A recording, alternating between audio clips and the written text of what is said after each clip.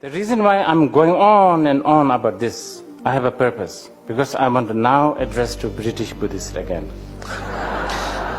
Because in some of these books and articles I have read, one that is quoted quite a lot is, there was a time when Buddha was asked 14 different questions. Buddha didn't answer. Okay, so that has been used by the materialist, Abrahamic residual people as a proof. See, Buddha did not talk about reincarnation, because when Buddha was asked whether the world has beginning or end, Buddha didn't say anything.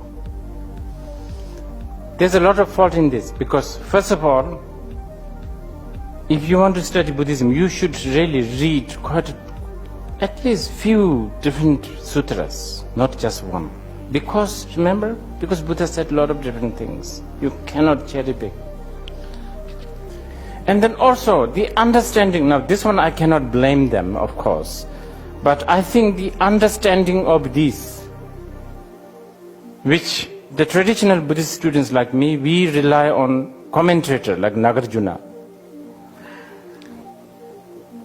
You know, in the traditional Buddhist story, we hear that after Buddha got enlightened, he said, oh, you know, I found a truth that just cannot be talked, cannot be conceived, you know, cannot be discussed.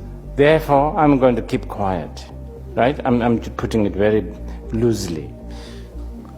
So the story goes like Indra, you know, requested him, and then he taught first teaching Saranath. That's the general story. That's interpretation. Other interpretation exists.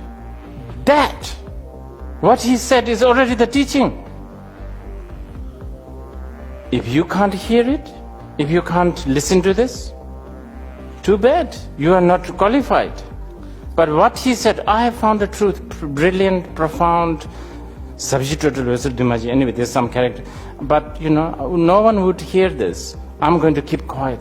That in itself is the teaching of the most highest level. Likewise, one can interpret Buddha's silence to the 14 questions is the teaching. You know, this question comes from Tirthikas, you know, sort of philosophic group of people who basically is a trick question. They wanted to trick him, whether the world has a beginning or not, right? Either way, you know, the one who is asking the question wants to establish that there is a self. Either way, however Buddha answered, it's a mistaken answer. The best answer is quiet. Because the same question has been asked in other sutras, and Buddha gave many different answers, many.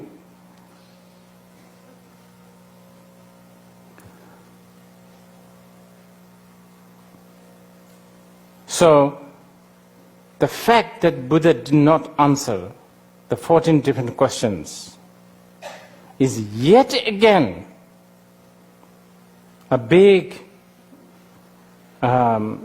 support to asserting that reincarnation exists on a relative level.